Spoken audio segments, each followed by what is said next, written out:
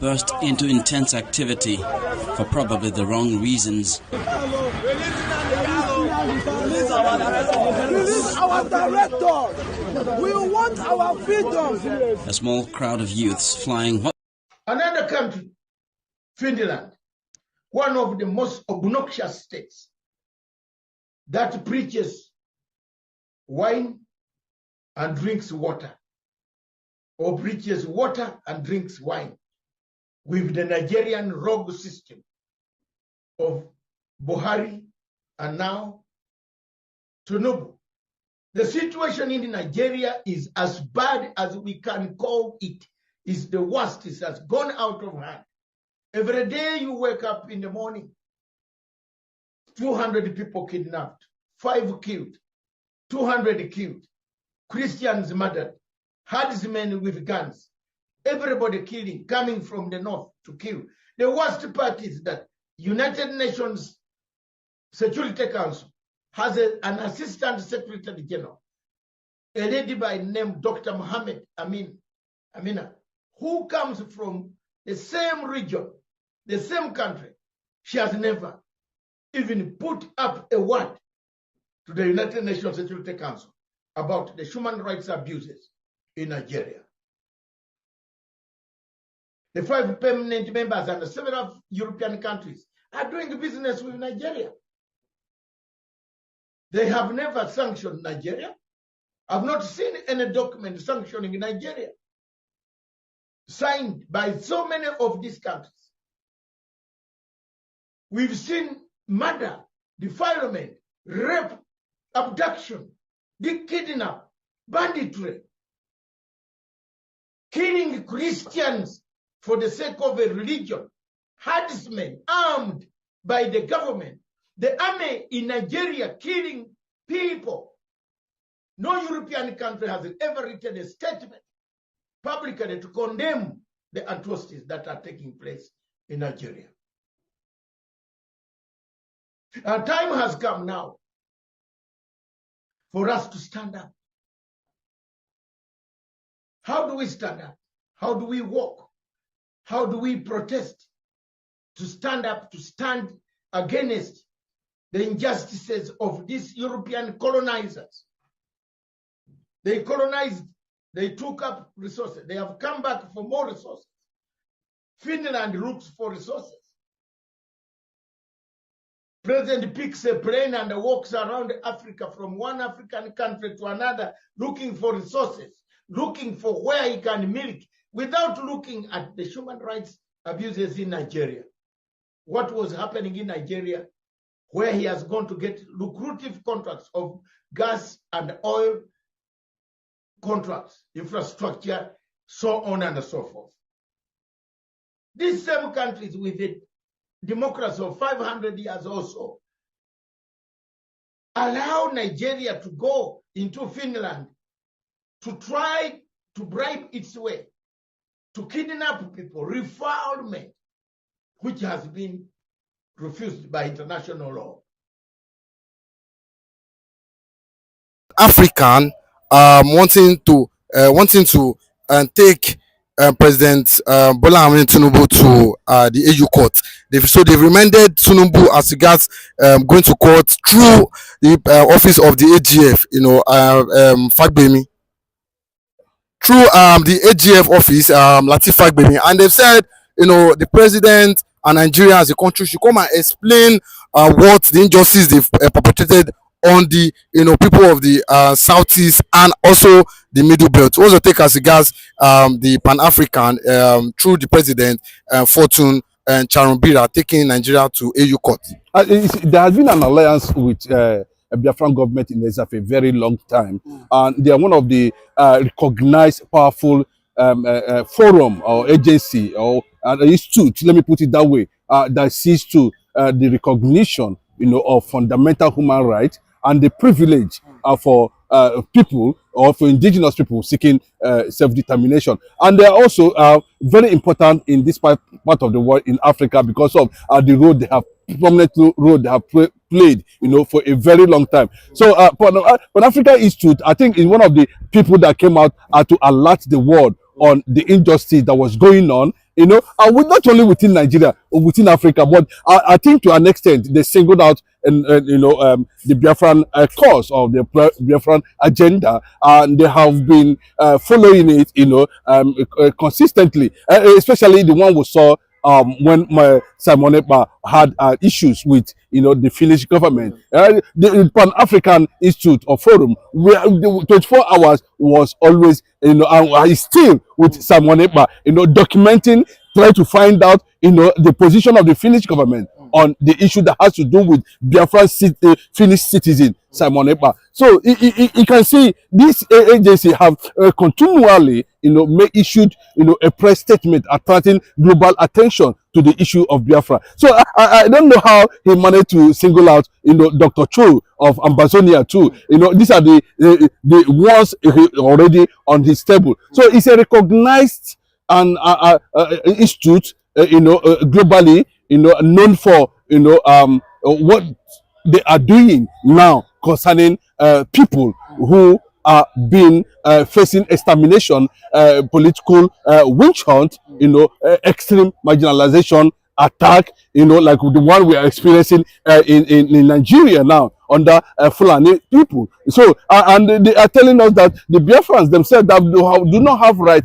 to protect themselves. Is that what the Finnish government is trying to actually say? The way we are seeing the issue they are having with Simon Ekpa in that regard. So Pan Africa Institute has played a very major role in bringing Biafra to the global world. Okay, but with this now, do you not think that it's our time the Nigerian government and Tinubu's government retrace their step as regards insecurity here in Nigeria? There might not be definitely any good result coming out from that angle, because it is being suspected. That suspicion is already there. We don't know who that is actually powering the Fulanization agenda, the Islamic agenda, that's going on in Nigeria, the killings, and here, almost all the 36 states of the federation is under Fulani siege. So we don't know which government, but it became, extremely, a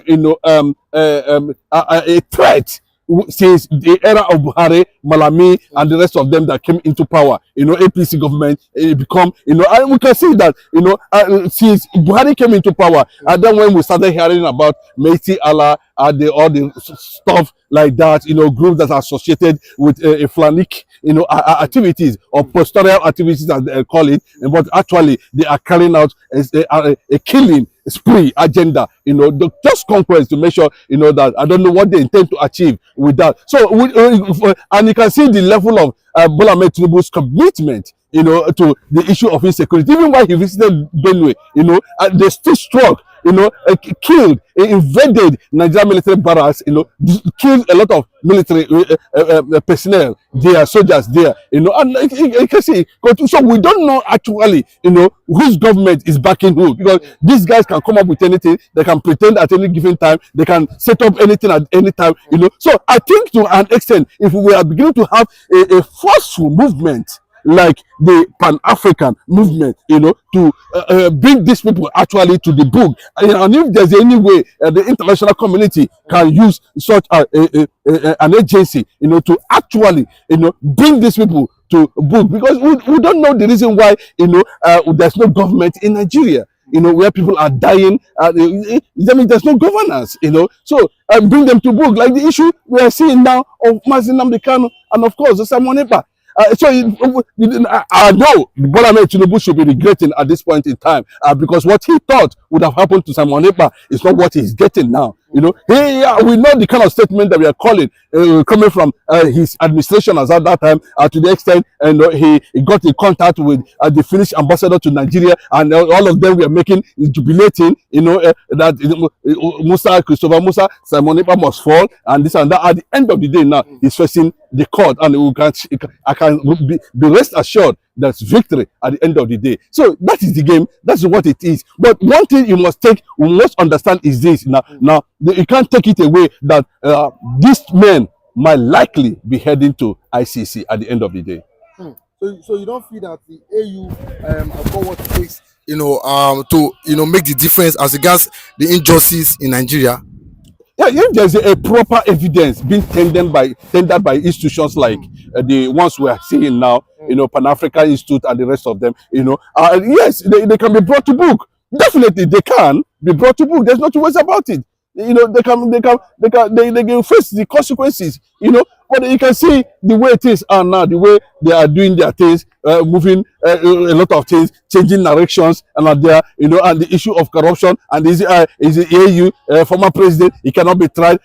Then, what of those who were engineering your administration to carry out atrocities, knowing fully well that even in the Nigerian constitution, people have right to defend themselves?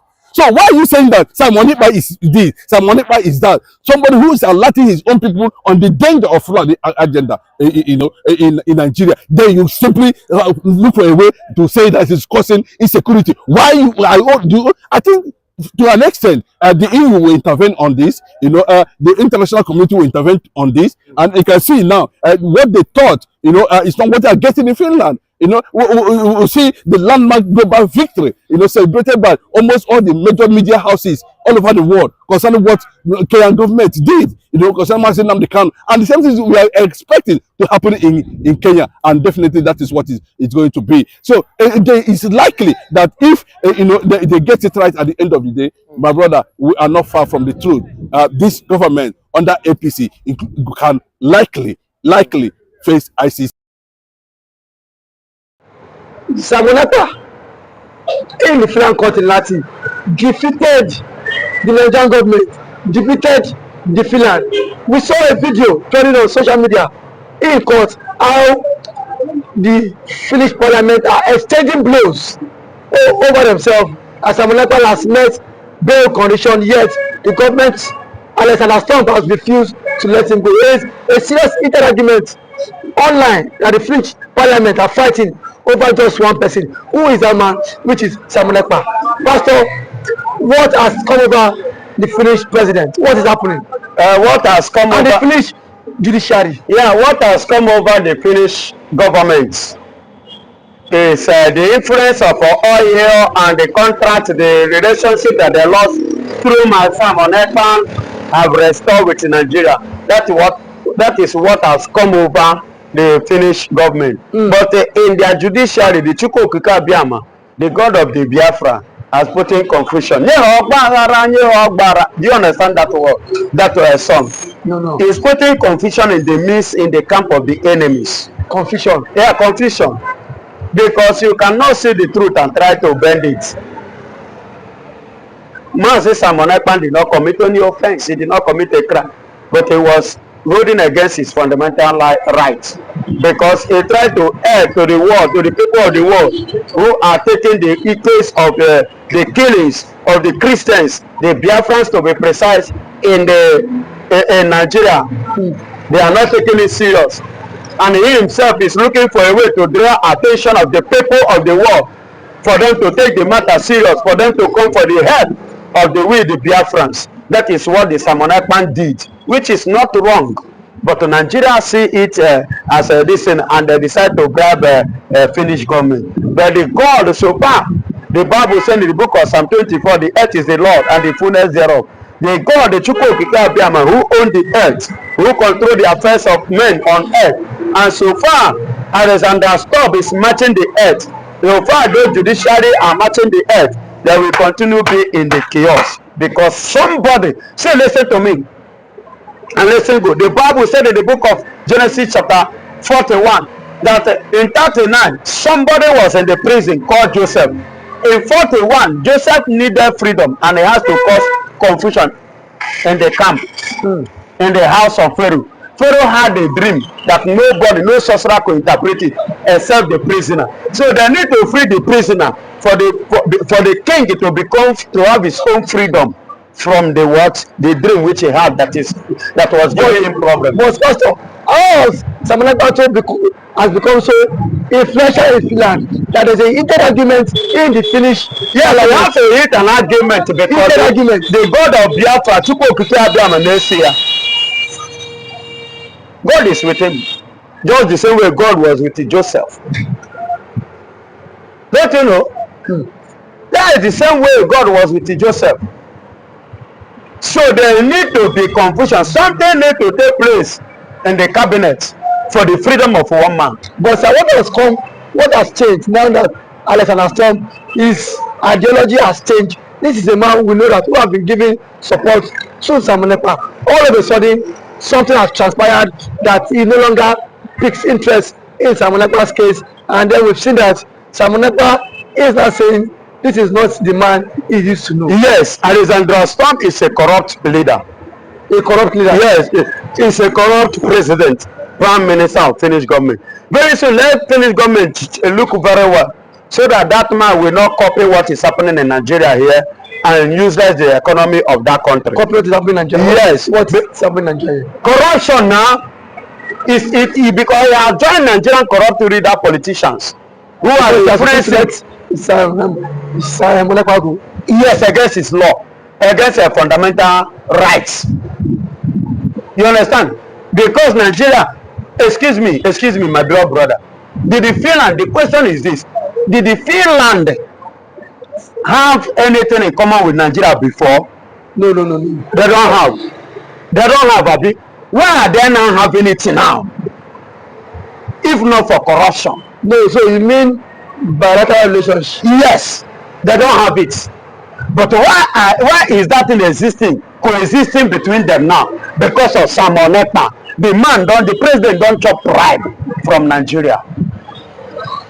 That is why I decided to establish what was not there before to exist now. And that is why you see him behaving the way he's behaving. Yes. If not so, what could have restored them or returned that unity back, which they don't have? And what breaks it before? And why should they use Simon Ekpa? If I thought they need to have they need to come back and have a relationship, does it mean that Simon Ekpa should be the case study? Or Simon Ekpa must be the man to unite them? They should have sorted out their differences before now. Simon Ekpa should have been supposed to be different from their case, because Simon Ekpa was not the reason why they cut off the relationship to the point that the Finnish government pull out their embassy. Do you know what it means to pull out your embassy in a state? I don't know whether you get what I'm saying. Don't you think that is just rumors and then fake news? But it's no room.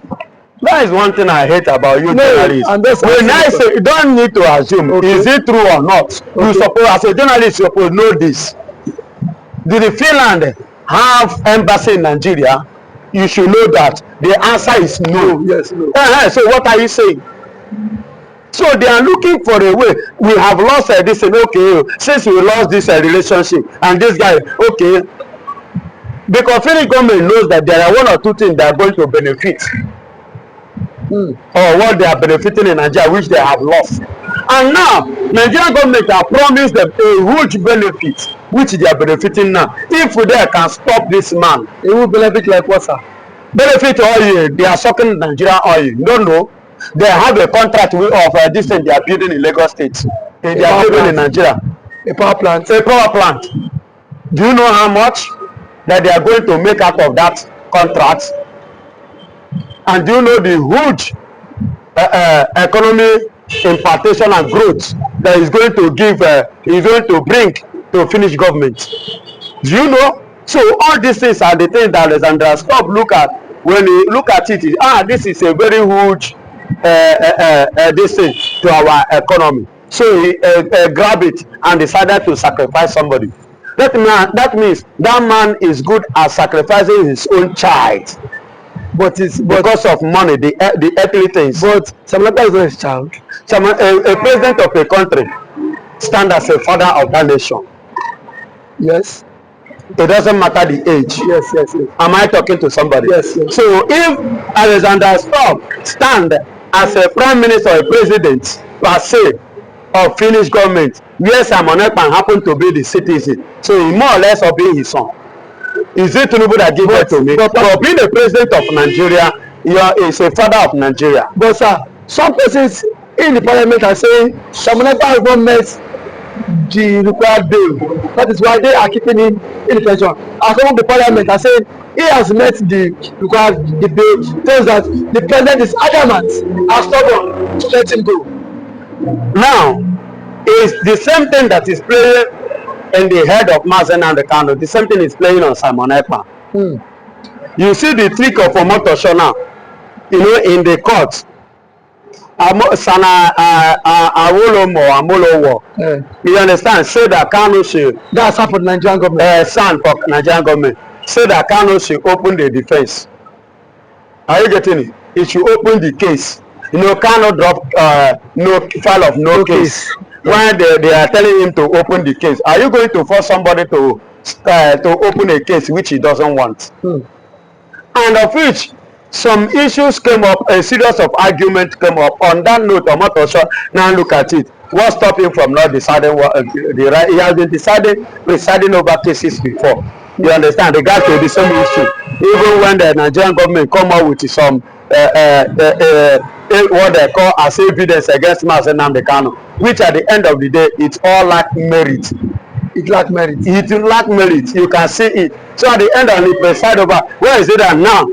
He now postponed it. See a lot of argument on the ground because of that. He has to postpone it till October 10 because they themselves as well are going for what they are going over. So the same thing that is playing over there, government and Simon Ekpa and judiciary. Government and Simon Ekpa and judiciary. But also, what has changed between because Simon Ekpa belongs to the ruling party, and we've seen Simon Ekpa a close friend to the president. As the president now betrayed his close friend. That is what I'm telling you. That is exactly what I am saying. That the man, because even his own child, you know, so far because of the things of this world, he can even sell his own child. That is what he has shown us. That means he is not trustworthy. Look at what happened in Kenya. You know, in Kenya, Nigerians, many BIAFRANS are in Kenya, and they live in Kenya, they relax in Kenya, they take Kenya as their own people. But look at what the former president did.